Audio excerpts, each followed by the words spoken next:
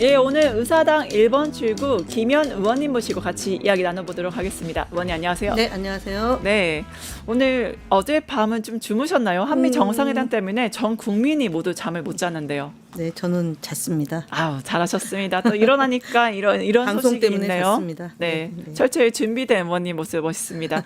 여성 최초의 이제 춘추 관장으로서 정말 언론의 중요성을 너무 잘 아시는 이제 의원님이신 것 같은데요. 한미 정상회담 오늘 새벽에 진행됐습니다. 굉장히 뭐 SNS 맨 처음에 숙청 이야기 나오고 여러 혁명 이야기 나오고 한국과 뭐 같이 뭐 사업 못하겠다 우려점들이 많았지만 역시나 위기를 기회로 만드는 이재명 대통령이 아니었나 싶은데 어떻게 평가하십니까? 트럼프 대통령에게는 피스 메이커고 네.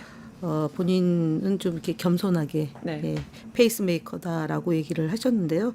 이 두 단어가 이번 한미 정상 회담을 상징하는 말씀 아닌가 싶습니다. 앞서 얘기했던 것처럼 숙청 또는 혁명 이런 얘기를 하면서 긴장된 상황이 1시간 전에는 있었는데 네. 그 얘기가 어쨌든 화제를 좀 더 이제 적극적으로 얘기할 수 있는 계기가 됐고 네. 또 그런 오해도 풀렸고 네. 사실 트럼프 대통령 주변에 네. 얼마나 가까운지 모르지만 한국에 와가지고 선동을 했던 극우 성향의 그런 분도 있었고 네. 또 정광훈 목사가 네. 이제 부정선거다라고 얘기하면서 했던 그게 이제 미국 가서도 그 일이 있어서 네. 혹시 그런 것들이 좀 반영된 것 아닌가 싶어서 우려를 하시는 목소리가 높았는데 네네. 다행히도 그 오해도 불식이 됐고 그다음에 특히 이재명 대통령이 가져간 만년필을 네. 이제 본인이 좋아 보인다. 호감을 갖고 네. 가져갔다는 얘기가 네. 있잖아요. 그래서 직접 어쨌든 주셨죠, 그 자리에서. 예, 그래서 되게 뭐 밤새 국민들은 좀 잠을 못 주무셔서 그렇겠지만 되게 좋은 성과를 내서 기쁩니다. 네. 네. 트럼프 대통령이 회담 전에 말씀드린 SNS에 굉장히 숙청 혁명 한국과 뭐 상황 못한다 우려를 많이 자아냈고 국민의힘 여기에 시기를 놓치자 김문수 후보 이렇게 막 테러 글을 올렸습니다. 하지만 이재명 대통령 여기에 당황하지 않고 트럼프 만났을 때 적극적으로 해명했어요. 네. 그때가 내란이 있었고 네. 그것을 내란 상황에서 국회가 임명하고 국회가 주도하는 특검에서 사실 조사를 한 거다라고 얘기를 했고 그다음에 미군 기지에 대해서도 사실 확인을 하기 위해서 간 거지 무슨 극단적인 그런 표현으로 빌어진 일은 아니다라고 급습이 설명을, 아니다. 예, 네. 설명을 해서 네. 충분히 알겠다라고 얘기를 해서 뭐 잘 풀렸다라고 보여집니다. 네. 네, 결국엔 통일교도 압수수색에 대해서 뭐 당황하지 않고 차근차근 설명을 해서 네. 오해였다는 말까지 네. 이끌어낸 게 바로 네. 이재명의 트럼프 그렇죠. 다루기가 네. 아닌가 싶습니다. 네. 결국엔 미국에 향하는 비행기 안에서 기자 간담회 진행했죠. 네. 굉장히 간담회 분위기가 좋았다고 합니다. 네, 사실은 저도 이제 춘추관에 근무할 때 네, 노무현 대통령께서 이제 기내에서 간담회를 몇 번 하셨고요. 그 첫 비행할 때 이제 기내에 탑승한 그러니까 수행하는 기자들과 이제 대화를 나누고 그랬는데 외국에 나가면 해외 순방을 하게 되면 애국자가 된다라고 그렇죠. 이제 네. 들 얘기를 합니다. 그래서 국내에서 대통령에 대해서 이제 비판하는 논조도 사실은 해외에서 그 정상들과의 회담이나 아니면은 뭐 기업인들 만나거나 동포들과의 간담회를 하면 굉장히 이제 그 나라에서 적응하기 위해서 노력했던 많은 분들의 그렇죠. 이야기를 듣게 되면 대통령도 되게 이제 감동을 받게 되고 네. 마찬가지로 이제 기자들도 분위기를 그러니까 국내 분위기랑 좀 다르게 하게 네. 되는데 네.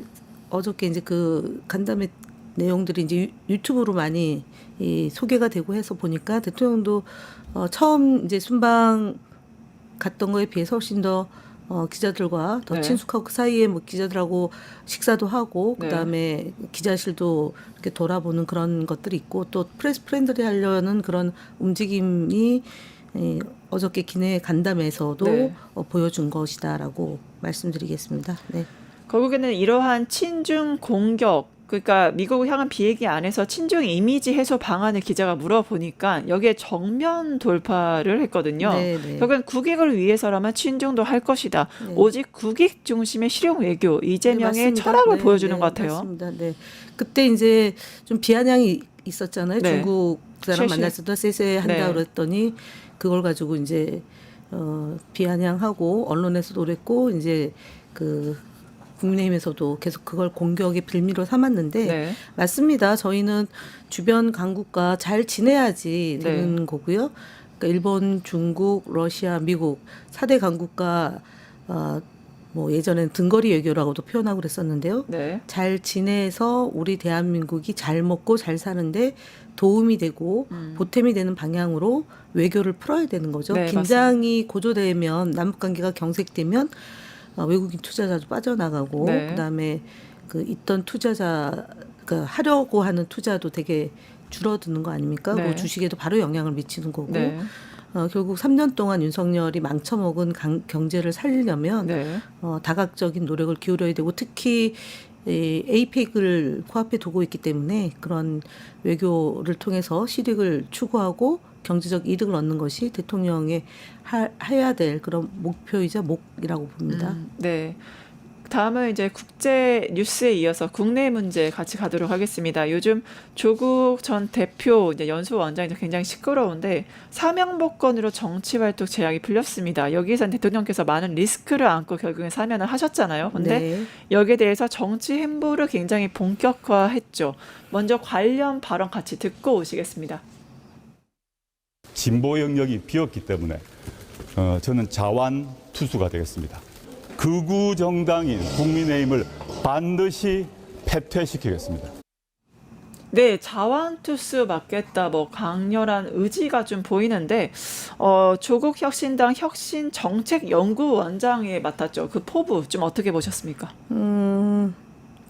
저는 그 검찰로부터 오랜 기간 탄압을 받고 그리고 온 가족이 쑥대밭이 될 정도로 네. 힘든 시간을 이제 그 보냈고 네. 그리고 탄핵을 이제 3년은 너무 길다. 네, 3개월 안에 하겠다라고 이제 조국 혁신당이 공언했고 일정 정도 그런 쇄빙선 역할이 이루어졌다라는 네. 점에서 이제 자신감을 갖고 본인의 메시지를 지금 설파한 거라고 네, 보여집니다. 쇄빙선에서 망치선으로 나가겠다 말을 했죠. 네, 그런데 진보 영역이 비어 있다라고 이제 제도권 안에서 그렇게 보시는 것 같은데 사실은 저희는 진보, 개혁, 그다음에 보수까지도 아우르는 역할을 해야 된다라는 게 이제 이재명 대통령 후보 시절의 그 발언이잖아요. 그래서 그때도 그럼 보수까지 어떻게 아우르냐라고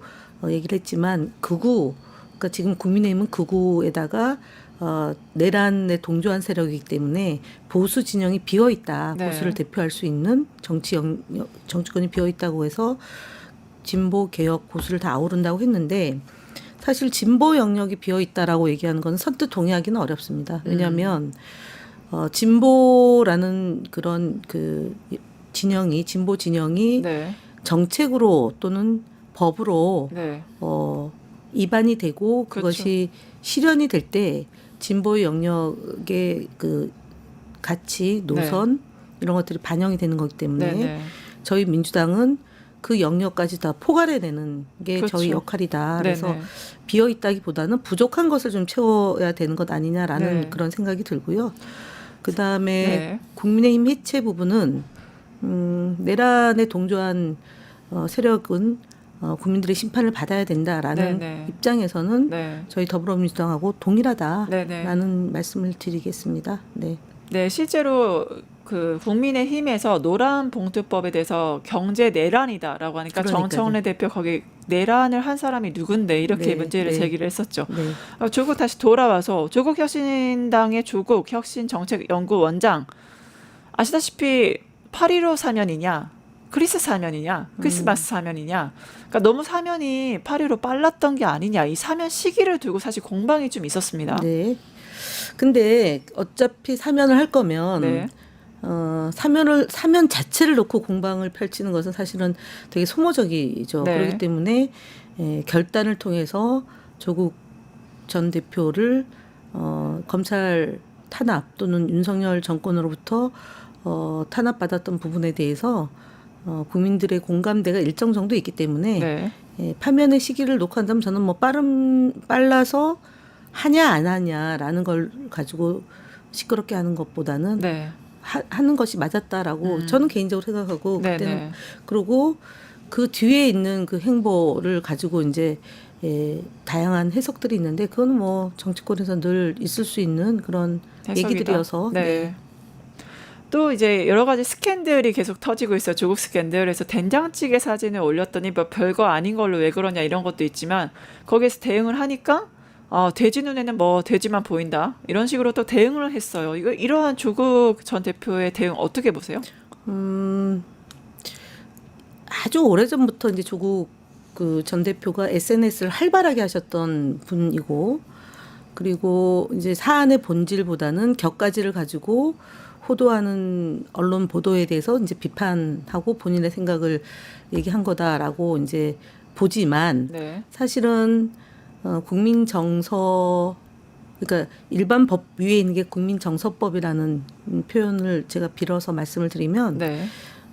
사실 조금은 이제 여러 입장들이 있는데요. 네. 저는 개인적으로 이 지금 이제 8.15 전에 이제 뭐 그 재해로 인한 그 국민들 사이에서의 어려움도 있었고 그리고 8.15 사면에 대해서 찬반 양론이 있기 때문에 국민 정서에 부합하는 그런 네네. 좀 행보도 심사숙고해야 되는 것 아니냐라고 네. 보여지고 네. 근데 정치를 하다 보면 네. 이제 원하지 않는 구설이 생길 수도 있잖아요. 네. 그거를 좀 현명하게 잘 타고 넘어가는 것도 네. 네. 필요하지 않을까 그렇게 생각합니다. 돌려서 표현했습니다. 네, 네. 여기는 국민 정서를 반영하는 행보가 필요하다라고 하셨는데 지금 조 연구원장 굉장히 바쁩니다. 사면 이후에 매일같이 일정이 정말 많아요. 무엇보다 문재인 전 대통령은 또 예방을 했고 같이 영화도 봤잖아요. 그래서 그게 많이 회자가 됐습니다. 지금 그 장면 어떻게 보셨어요? 일단은 전 대표하고 문재인 대통령과의 관계는 정말 각별하고 애틋한 사이이죠. 그 관계가 네. 민정수석 초대 민정수석 그다음에 초대 법무부 장관을 연이어서 이제 네. 일을 맡길 정도로 네. 신뢰 관계가 매우 돈독한 건데 윤석열 검찰총장 재직 시절에 당했던 그런 고초 그리고 네. 그 이후에도 이어지는 윤석열 대통령과 전 대통령과 조국과의 그런 아주 그 정말 검찰의 엄청난 칼날에 휘둘렸던 것에 대해서 미안함과 그다음에 고마움과 버텨준 네. 것에 대한 고마움과 이런 것들이 복합적으로 있어서 영화를 같이 관람했다고 보여집니다. 네, 그런데 네. 앞서 얘기했던 것처럼 조금은 여러 가지로 좀 판단해야 되는 것 아닌가라는 생각이 드는데, 근데 뭐 뭘 해도 비판하고자 하는 사람 눈에는 비판적인 네. 그런 걸로 보이는데요. 그러니까 뭐 그 조국 혁신당을 국민들의 관심을 다시 보여주기 위해서 네. 지속적으로 행보를 할 거라고 보여집니다. 근데 네. 그 평가는 국민들이 하실 거고 그 평가에 기초해서 정치 활동에 대한 방향 이런 것들이 정립되지 않을까 싶습니다. 네. 결국에는 이게 지방선거를 겨냥한 호남 투어가 아니냐, 호남 투어를 하고 있잖아요. 이렇게 보면서 그럼 민주당의 저는 담양 선거 굉장히 뼈아프지 않았습니까? 민주당과 호남의 파이를 가르는 거 아니냐. 본인이 쇄빙선이 아니라 망치선이 된다고 했는데 진짜 망치선이 되고 싶으면 이제 호남 지역으로 가서 민주당하고 파이를 나눠 먹는 게 아니라 저쪽 TK 지역으로 가서 오히려 개척을 해야 되는 게 아니냐 이런 의견도 있거든요. 양쪽 다 그 염두에 두고 움직이겠다라고 얘기한 면도 있어요. 그래서 네. 제가 볼 때는 뭐 호남에서 이제 그 민주당과 경쟁하는 거는 정당이니까 네. 예, 그건 뭐 말릴 재간은 없는 거고 그렇게 네. 가는 거고요. 그다음에 PK, TK 지역에 인재가 있다면 네. 도전하는 건데 사실은 민주당에서도 저희 당에서도 사실 PK는 그나마 겨룰 만한 그런 여지가 있기 때문에 예, 도전하는 분들이 계시지만 네. TK 지역은 사실 인물난이 있는 거잖아요. 네. 그래서 뭐 저희도 그런 마당인데 조국 네. 혁신당은 그 인재가 훨씬 더 어려움이 있을 겁니다. 그래서 현실적으로 오랫동안 이제 그 호남을 근거로 해서 전국 정당으로 해서 국민들로부터 평가를 받아온 민주당의 입장에서 볼 때는 조국 혁신당이 안고 있는 그런 어려움, 그다음에 난관 이런 것들을 함께 보면서 고민과 논의를 해야 된다고 봅니다. 그래서 특히 호남하고 영남도 그렇지만 수도권에서 예를 들어 박빙의 네. 그런 경쟁 관계가 있는 지역의 경우는 네. 예를 들어 조국 혁신당에서 후보가 나왔을 때 네. 그것으로 인해서 어부지리가 되는 일이 없도록 저희가 네. 지혜를 모아야 된다. 지금부터 그렇게 생각합니다. 지혜를 모아야 된다. 그래서 결국에는 민주당 일가 강득구 의원을 비롯해서 민주당의 여러 의원들은 이제 이런 조국 장관, 전 장관 그리고 전 대표의 행보에 대해서 이런 광폭 행보에 대해서 뭐 유튜브 조태꾸알이라든가 뭐 돼지 눈엔 돼지만 보인다고 하거나 뭐 자중해라. 민주당 의원들이 그러니까 제가 꽤 가겠다. 이러한 거에 대해서 좀 민주당 의원분들 심기가 좀 어떤가요? 제가 말씀드렸던 것처럼 이제 여론의 흐름이 네. 이제 여론조사로 반영이 돼서 나타날 수도 있고 네. 또 정서적으로 네. 그러니까 이제 국민들 사이에서 회자되는 그런 얘기들이 있는 거 아닙니까? 네, 근데 네. 저는 그거는 큰 차이가 없다고 생각합니다. 네. 이제 우리가 당심과 민심이 일치되는 것처럼 국민의 정서와 국민 그 정서가 반영된 여론 조사 결과가 있고 네. 그렇다면 이제 그런 행보가 과연 얼마나 국민들 사이에서 호감을 갖느냐 내지는 비판적 시각 플러스 비난을 받느냐 이거는 결국 평가를 받는다라고 보여집니다. 그래서 우리 민주당 의원들 안에서 네. 그 조국 전 대표에 대해서 애정을 갖고 네. 사면을 강력히 요구했던 분들 안에서 지적되는 것도 좀 심사숙고하셔야 될 것 같고 그건 뭐 판단해서 그다음 행보는 본인이 결정하는 거고 당이 결정하는 거기 때문에 그 부분에 대해서는 저는 뭐 선의의 경쟁, 선의의 경쟁. 예, 그다음에 예를 들어 그 활동이 행동이 부정적이라고 했을 때는 여론이 그렇게 나타날 거라고 저는 네. 봅니다. 그래서 어저께 그 여론조사 꽃이나 네, 네. 아니면 리얼미터 여론조사나 그 이전에 갤럽 여론조사 네. 나 이렇게 일주일 단위로 하는 그런 여론조사를 좀 보면서 네. 판단을 할 거라고 저는 봅니다. 다만 좀 그 정당의 기간이 짧기 때문에 네. 네. 그걸 왜곡하거나 뭐 그냥 가겠다라고 얘기하는 것은 조금 판단을 네. 좀 할 필요가 있다라고 보여집니다. 또 그 조국 연구원장 계속 설화가 문제가 되고 있는데 2030이 70대처럼 극우화가 되고 있다. 왜냐하면 조국 그 연구원장인가요? 2030한테 비판을 받는 게 아빠 찬스잖아요. 물론 가족이 한 행위에 대해서는 박살이 난 거에서 그 연민을 느끼는 사람들도 있지만 적어도 2030 세대에선 불평등의 이슈가 굉장히 단어가 크기 때문에 그분들 시각에서 봤을 때는 아빠 찬스는 굉장히 기득권 그리고 위선자 이렇게 평가를 하잖아요. 근데 거기에 대해서 극우화됐다. 특히 2030 남성들이 극우화됐다. 이렇게 평가함으로 인해서 굉장히 또 설화에 오르고 있거든요. 이건 좀 어떻게 보세요? 제가 볼 때는 그 말을 하려면 근거가 있어야 된다고 생각을 합니다. 근데 적절한 표현이라고 생각하지는 않고요. 그리고 이제 일부의 모습이 전체화시키는 것은 맞지 않다라고 생각합니다. 그래서 저는 개인적으로 지금 2030은 세월호 세대라고 생각을 네. 해요. 네. 그리고 이제 박근혜 촛불 때 이제 초등학교, 중학교였던 학생들도 있고 그게 처음 이제 유권자가 2017년도에 된 상황. 그다음에 2025년도에 또 두 번째 이제 대통령이 탄핵되고 네. 조기 대선이 있었는데 이 2030이 어떤 입장으로 대한민국의 미래를 끌고 나갈 거냐라고 봤을 때 꼭 그렇지는 않다. 네. 그래서 본인의 그런 과거의 행동 또는 그 검찰로부터 악마화됐던 이런 부분 때문에 네. 청년들 사이에서 조국 전 대표를 비난하거나 비판하는 그런 흐름이 일정하게 있을 것이고 네. 그 부분에 대해서는 사실관계를 바로잡는 노력을 본인의 몫으로도 하고 우리 사회가 검찰개혁, 언론개혁을 통해서 네. 검찰이 마녀사냥했던 이 부분과 언론이 지나치게 선정적으로 보도하면서 무죄가 났던 부분, 그다음에 네. 그 아직까지 다툼의 소지가 있는 부분에 대해서는 이후에 그 바로 밝히는 과정을 통해서 오해도 풀리지만 얘기했던 것처럼 청년 세대가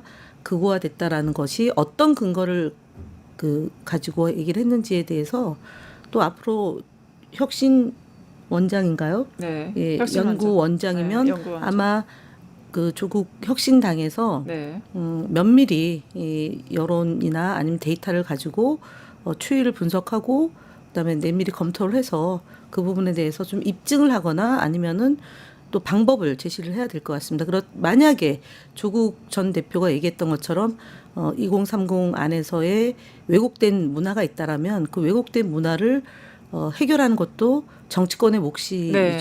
그래서 네, 그걸 노력을 기울여야지 단정해서 규정화시키는 것은 바람직하지는 않은 것 같습니다. 네, 네. 노력을 기울일 필요가 있다 네, 말씀 맞습니다. 주셨습니다. 그럼 이재명 대통령과 정청래 대표의 발언이 이제 화제가 되고 있는데 이재명 대통령이 어제 비행기 안 기자 간담회에서 야당과 그 여당 대표의 입장과 대통령 입장에 대해서 다르다고 생각한다 이렇게 네. 밝혔어요. 이게 어떤 의미로 제가 좀 봐야 될까요? 대통령은 전체 국민을 대상으로 한 봉사자잖아요. 네, 그러니까 앞서 얘기했던 것처럼 극우 세력을 제외하고 나머지 이 국민들을 위한 정치를 펼치겠다라는 것이 이제 대통령 후보 시절의 공약이었던 거고 입장이었던 거고요. 그렇다면 대통령이 되고 나서는 전체 국민을 대상으로 해야 되기 때문에 야당과도 악수하고 손을 잡는 거는 지극히 대통령으로서 하실 말씀이고 또 네. 그렇게 행보를 하셔야 되는 겁니다. 네, 다만 정청래 대표가 대표 시절, 그러니까 후보 시절에 내란 동조 세력 네. 또는 내란 세력과는 악수를 하지 않겠다, 네, 만나지 네, 네. 않겠다. 네, 네. 전제가 있었죠. 사과, 진정한 사과를 바탕으로 했을 때는 뭐 대화할 수 있는 것이다라고 했는데 그 대통령께서는 야당 대표 만날 수 있다라고 얘기한 거고 정청래 의원은 아직 야당 대표가 선출되지 않았기 때문에 기존의 입장을 그대로 유지하겠죠. 그러나 한번 우리가 생각해 보면 이재명 대통령이 야당 대표가 선출됐어요. 네. 그러면 여야 대표들하고 회동을 하지 않겠습니까? 네, 네. 그럼 그 자리에서도 악수를 안 한다라고 저는 생각하지는 않습니다. 그래서 이제 후보 시절에 그 얘기했던 것, 그다음에 야당 대표가 뽑혔을 때 네. 여당 대표와 야당 대표와 대통령의 관계를 말씀하신 거고요. 지금은 차이가 있다. 그러니까 대통령의 위치와 네. 여당 대표의 위치는 대표는 여당의 다르다. 민주당의 대표와 대통령과는 지위도 차이가 있고 네, 그렇죠. 역할도 차이가 있는 있고. 거잖아요. 네. 그런 차원의 말씀이라고 보고 저희가 뭐 검찰 개혁이나 사법 개혁이나 언론 개혁에 대해서는 입장을 조율해 나가고 차이가 있는 부분은 좁혀 나가고 그래서 정리를 했지 않습니까? 네. 마찬가지로 야당 대표와의 관계에 있어서 네. 대통령께서는 원칙적이고 그다음에 가져가야 될 앞으로의 방향, 국정 운영의 방향에서 야당을 존중하는 거고요. 네. 정청래 여당 대표는 또 당의 대표로서 현재 처해진 지금 특검이 진행 중이고 내란 동조 세력이 계속 이제 수사를 받고 있고 특히 몇몇 의원의 경우는 지금 적극적으로 가담한 사람들에 대해서는 또 그만한 조치가 있기 때문에 네. 저는 조금 지켜보면 이 문제도 해소되지 않을까라고 봅니다. 네. 네, 일각에서는 그 정청래 대표를 견제하기 위해서 이재명 대통령이 조국 연구원장을 사면했다 이런 이야기가 떠들고 있는데 이건 좀 어떻게 보세요? 호사가들의 얘기다라고 호사가들의 생각하고요. 얘기다. 네. 어, 전혀 근거 없는 거다. 뭐 저는 그렇게 생각합니다. 네, 왜냐면은 조국 전 대표가 이제 가야 될 행보가 있고 뭐 정치적으로 본인이 생각하는 바가 있을 텐데 네. 민주당의 대표이잖아요. 정청래 네. 대표는 네. 민주당의 대표로서 소임을 다하는데 그게 조국과 정청래 간의 어떤 정청래 대표 간의 무슨 갈등 내지는 경쟁 이렇게 네. 보는 거는 제가 볼 때는 말 만들어내기 좋아하는 분들의 그런 시각 아닌가. 호사가들의 이야기다. 네. 네. 또 방통이 정말 오랫동안 검찰개혁, 언론개혁, 사법개혁 세 개 핵심 개혁 과제 드디어 완수를 하는 걸 앞두고 있습니다. 그래서 지난 20일 국회 과방위 전체회의 정말 오픈 현장이었는데 이진숙 방통위원장 태도 도대체 왜 이런 겁니까? 이해가 안 가거든요. 그 이제 페이스북에 이진숙 위원장이 글을 올리면 네. 이제 댓글이 쭉 달리는데 네. 우리 사회의 극우의 입장을 가지고 있는 사람들이 네. 굉장히 소수지만 댓글을 많이 달아요. 뭐 장래 대통령 감이다라는 네. 것부터 시작해서 그래서 거기에 좀 업돼 있지 않나라는 거 하나 하고 이제 예전부터 좀 맞짱을 떠서 본인이 스포트라이트를 받으면 네. 위상이 좀 올라간다라고 생각하는 그런 현실 인식의 문제점까지 포함이 돼 있어요. 그런데다가 임기를 보장해 달라 내지는 뭐 방통위를 독임제 기구로 전환해 달라 네. 이런 요구를 이제 국무회의에서 했잖아요. 했었죠. 근데 네. 국회에 와서는 그런 말 하지 않았다라고 거짓말을 사실은 늘어놓고 있는 거죠. 네. 그리고 의원들하고 이렇게 기싸움을 해서 자기가 건재함을 보여주는 것이 마치 보수의 여전사로서의 네, 그렇죠. 자리를 잡는 거다라고 네네네. 보는데 한낱 부질없는 부질없는 지시입니다. 행동이다. 네. 지시다. 그걸 이제 우리 의원들 일각에서는 헛짓거리라고 얘기를 했는데 그 헛짓거리 했다고 이제 모멸감 명예를 훼손당하겠다 그러고 네. 종군 위안부에 대해서 발언조차 못하는 종군 네. 기자가 어디 있느냐라고 이제 많은 지적을 받았는데 이분은 사실은 중학교 2학년 때 준법 정신이 결여됐다라는 선생님의 그런 평가가 있습니다. 네, 준법 점수 결 이미 어렸을 때부터 이게 평가를 중학교 2학년 받았네요. 때 성적표에 그렇게 돼 있습니다. 왜 네네. 그 평가를 해주잖아요. 예, 그러니까 예. 중학교 2학년 학생에게 준법 정신이 결여됐다라고 얘기할 정도면 선생님이 볼 때 그 이진숙 위원장의 어린 그 중학교 2학년에 근데 사실은 저희가 이제 뭐 어떤 입장을 펼칠 때도 중학교 2학년, 3학년 학생들의 이해할 수 있는 수준으로 얘기하는 게 가장 평범하다. 네. 그렇게 얘기를 하는데요. 네. 그래서 저는 사실은 상임위 할 때 이진숙 위원장의 그런 태도, 말, 행동을 볼 때 네. 그때 그 선생님이 왜 이진숙 위원장에게 그런 그 평가를 했는지가 늘 네. 떠오릅니다. 그래서 네. 저희가 법을 지금 이제 방송 3법을 이제 통과를 시켰고 네. 그러면 그걸 실현하려면 네. 구현하려면 방통위가 정상화돼야 네, 되는데 돼야죠. 지금 이진숙 위원장 1인 구조로는 불가능하기 때문에 법을 제정해서 네. 그 방송통신위원회를 네, 새 방통위 정상화하고 설치법을 제정을 지금 해서 정상화시켜서 공영방송을 제대로 국민들 품으로 돌려주는 네. 일을 또 이제 2단계로 지금 진행하고 있습니다. 있는데 네. 이진숙은 또 그렇게 말했죠. 특정인을 배제하기 위해서 이렇게 하는 거다. 발의했다. 자신을 겨냥한 법안이다. 이런 식으로 지금 대응합니다. 그러니까 대통령과 위원장의 임기를 맞춰야 된다라고 네. 얘기한다면 네. 윤석열과 임기를 맞추는 게 맞는 거죠. 네, 그렇죠. 그러니까 자신을 겨냥한 게 아니라 네.